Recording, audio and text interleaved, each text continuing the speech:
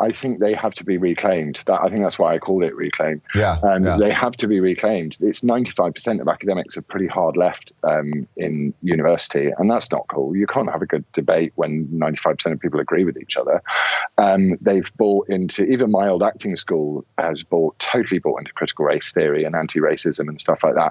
But I thought it was excellent what Prince William said when he said, this family is not racist. And that was a deliberate little spike at his brother and his sort of weird anti-racist narcissist crap from his puppet master wife, you know.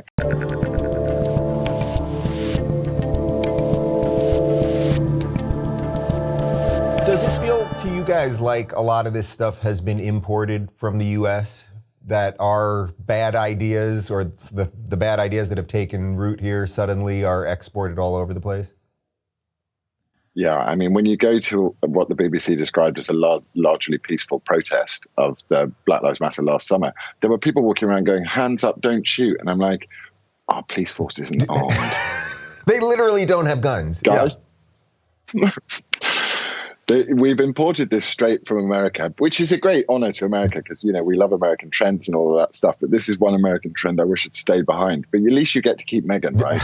Well, apparently she's going to run for president now. That's the new meme we're hearing. And she'd win. Oh, she'd win, wouldn't she? Where are we going to go? Fiji. Fiji, that's the spot. Yeah, that's the spot. So, all right. So America's importing this or exporting this stuff. You guys are importing this stuff. What's it going to take? Is it okay? We can take back London by getting a sane mayor. Like, what's the real move to really reverse this thing? Well, there's an interesting thing that's developed now. So there's a constituency in the north of Britain called the Red Wall, which was always held by the Labour Party, and it totally fell down this election and went to the Conservatives. They lent their votes to the Conservatives. Some constituencies hadn't voted Conservative for 100 years, and today. One of the Labour, weirdly, why would it be the Labour guy who's been done for sexual harassment and had to resign immediately? It's weird that's always them too, isn't it? It's so bizarre. What's going on here? It's almost like they're the exact thing they accuse us of.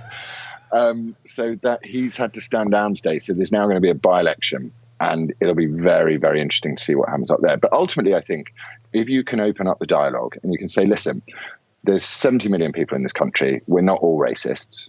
We're not. And I will stand up and say we're not. Then it's, you know, these guys have been doing this for decades, haven't they? Marching through our universities and even my kids, right? My youngest son said to me, I'm sorry if this is racist, Dad, but Mum is a better cook than you. And I'm like, what? Say what now?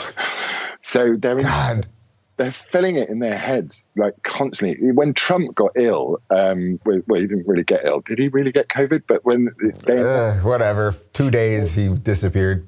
They announced it in the school assembly, and then everyone started cheering. And it's like, my little son was like, I didn't want to cheer. I don't want to cheer when someone's not very well. So they're hammering it in. The educational establishment is really bad. I think what you have to do is they march through the institutions slowly. We'll march straight back in. So do you think the institutions are worth saving, or would you say that they should be just rebuilt or just totally new institutions? I think they have to be reclaimed. I think that's why I called it Reclaim. Yeah. They have to be reclaimed. It's 95% of academics are pretty hard left in university, and that's not cool. You can't have a good debate when 95% of people agree with each other. They've bought into, even my old acting school has totally bought into critical race theory and anti-racism and stuff like that. But I thought it was excellent what Prince William said when he said, this family is not racist. And that was a deliberate little spike at his brother and his sort of weird anti-racist narcissist crap from his puppet master wife, you know. What's going on with that whole situation? You know, I covered it for like 2 seconds on the show. I didn't watch the full Oprah interview. It's not that interesting to me, honestly, from an American perspective. We just have bigger problems at the moment. But is Meghan going to like take down the whole monarchy? That's kind of what it feels like that she's going to import all of these horrible ideas and just that this is a threat to everything. I don't think she will succeed, because I think there's a huge amount of goodwill there. Like if you look at the photos of that wedding, particularly where they're, there's so much goodwill. We have princes and princesses in this country, right? You're not going to hate your prince and princess. So there was so much goodwill, but what we cannot abide is what she's done, which she's trying to make she's being political, which, you shouldn't be doing as a royal. I think she's just taken control of a very compassionate guy. And she's realized she's not going to be the center of attention. So she's gone, right, well, I don't want to be in the royal family anymore. And then, in true kind of vengeful narcissist style, she's gone, right, I'm going to take them down. So she's accused all of them of being racist by not being particular about what it is. And it's a very, and I know how powerful that insult is, because I get called racist all the time. And it really affects you, especially if you've got a heart. You're like, ow. I was not expecting to be called that. So I think what will happen is the royal family will just find a very cool, very calm way of going, bye now, stay over there.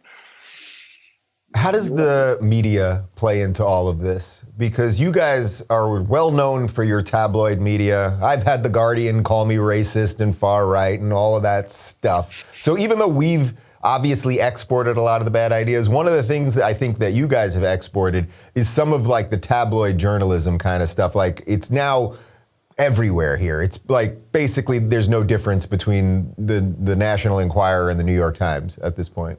Yeah, former newspaper. It's very sad. It's been particularly sad over lockdown because the government briefed and they're now finding redacted statements within the scientific advisory group that have been saying we need to get the people frightened and stuff like this. So the government have briefed the media, and the media have loved it. They've then set the whole population on fire in fear. And now everyone is terrified and they can't move. So I think the media are, but it's free speech, right? I'm like, say what you want, man. But can we just have more of the whole picture instead of just this very focused picture on what we want to attack and what is relevant to your kind of selling newspapers narrative. It's been bad, but even Piers Morgan got eaten by the crocodile. Yeah. How's Piers doing right now after he walked off the set? I was quite friendly with Piers, and then we fell out over COVID.